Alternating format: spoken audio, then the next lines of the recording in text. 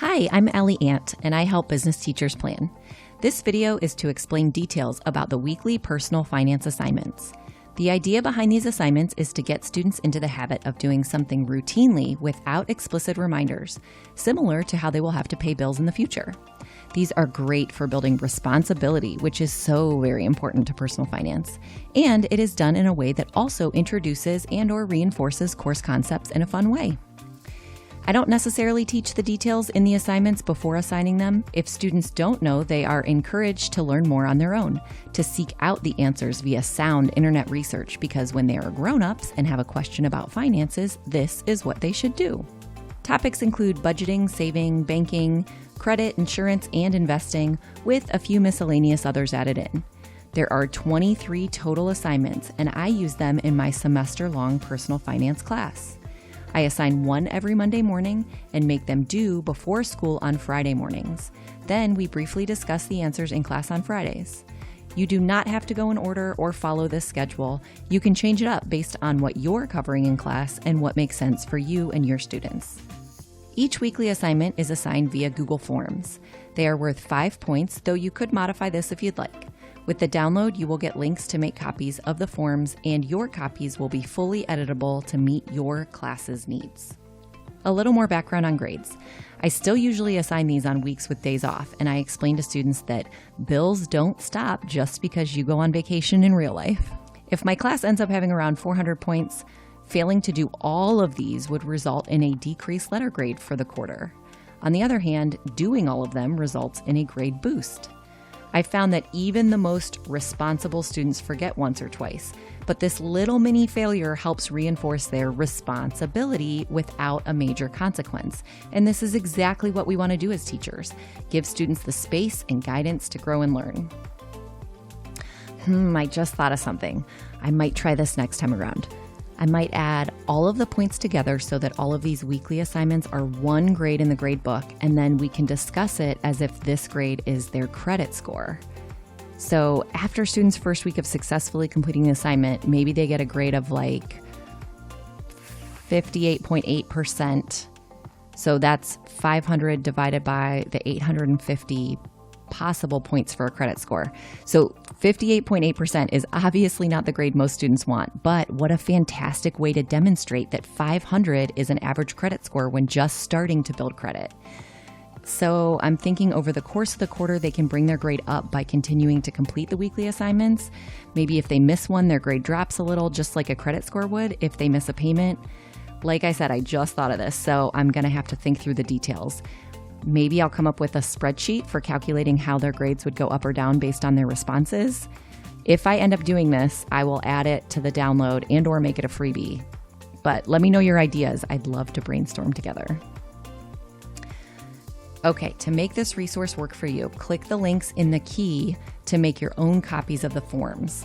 Once you do, you can adjust your settings here.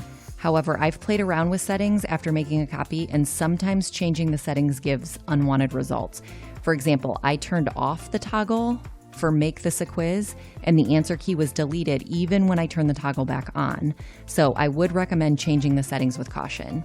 And if you make a change and have unwanted consequences, just click the link found in the answer key file again to make a new copy so that you will have the original settings. As for the collection of email addresses, I've played around with this as well. I wanted to see what it will look like on your end when you make a copy. And though it automatically collects student emails for my students, when you make a copy, your students will likely need to type in their email address at the top when filling out the form. Regardless of whether or not you change the settings, I would recommend testing the form first to see what your students will see and how the results will come through. Then, if needed, you can adjust settings accordingly. Okay, so you have all the copies. Now it's time to set them up for your students. You can do this each week as you go, or set them up all at once at the start of the class. Here is how. As mentioned, submitting these assignments by a specific time and date is a major part of helping students grow their responsibility. For that reason, I use a Google Chrome add-on called Form Limiter. This turns off the accepting responses toggle automatically at a set date and time and will not allow students to access the form after that point. This add-on is optional, but I find that when students are no longer allowed to access it, it feels more important to meet the due dates. Now, in general, I believe students should be able to turn in late work for credit. Edutopia recently had an article that included strategies for this. I will link it below. But in this case, I don't allow it because a major reason behind these particular assignments is to encourage the responsibility of remembering to do it on time. This is to reflect due dates when paying bills. Of course, everything in Google is time-stamped. You can find this at the bottom of individual responses. So if you don't want to use the form limiter add-on, you can just count responses that are turned in before the due date and time by when they were submitted as recorded by Google. However, if you're interested, this is how you set the form limiter. Search the words form limiter and install the add-on using Google Chrome. In your Google Form window, you click on the little puzzle piece icon, then click on Set Limit and choose your date and time. Adjust the message if you'd like.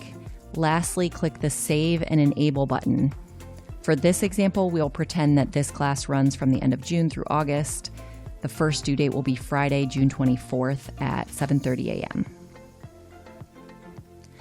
Okay, so once I set the form limiter, it's time to assign them in Google Classroom. In Google Classroom, click the Create button and choose Assignment. Type the name of the assignment. I add numbers to the beginning that correspond with our week of class, but that's optional. Click the Link button and paste the link to your Google form in View.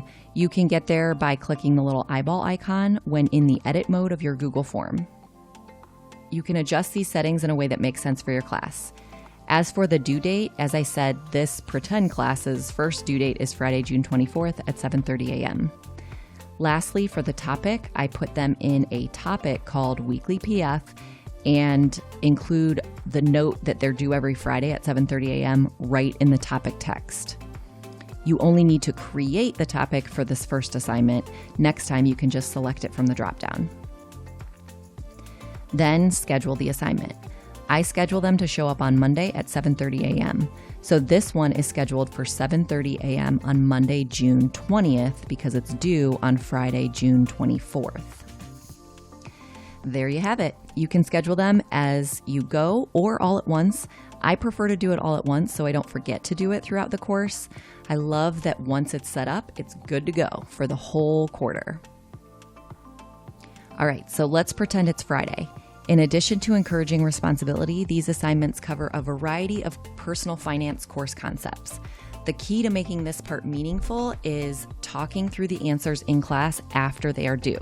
My students and I go over the answers in class on Fridays. To help facilitate class discussion, I project the form and talk about the answers using the answer key to help facilitate. Sometimes I bring up the links with additional information to show the class as a whole. Other times I provide the links for them via the daily slides so they can explore more on their own. If you don't already have them, Personal Finance Daily Slides templates are free. I will link them below along with another video that explains how I use daily slides in detail. Okay, so let's imagine that you did this all term long with your class and now it's time to reset everything for your next set of students. In each Google form, you should delete all responses by going to Responses, clicking on the three dots, and choosing Delete All Responses. If using Form Limiter or if you've clicked the toggle on your own, make sure to click it back so that it is now accepting responses again. So there you go. It might seem like a lot, but it is a purposeful way to help your personal finance students grow in their responsibility as well as in their content knowledge. I honestly love this addition to my personal finance class. I hope you and your students do too. The first weekly personal finance assignment is available as a freebie, and I will link it in addition to the full resource with all 23 assignments in the description below. As a side note, if you like the idea of facilitating the growth of your students' employability skills like this resource does with responsibility, check out the video titled How I Teach Employability Skills to My Business Education Students. I will link that below too. Oh, and hey, don't forget to earn free stuff. Collect your TPT credits by reviewing and commenting on purchased products. If you're not sure how to do that, I've linked a how-to video in, the description below. And lastly, if you're interested in learning more tips and seeing resources in action, check out my other videos here on YouTube and/or follow along elsewhere if you're into that kind of thing. As always, thanks for watching.